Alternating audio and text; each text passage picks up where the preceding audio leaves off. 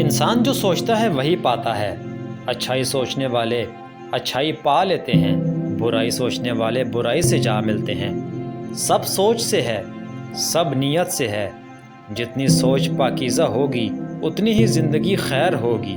خیر کی زندگی کا مطلب آسان زندگی نہیں ہے، اس کا مطلب ایمان کی زندگی ہے۔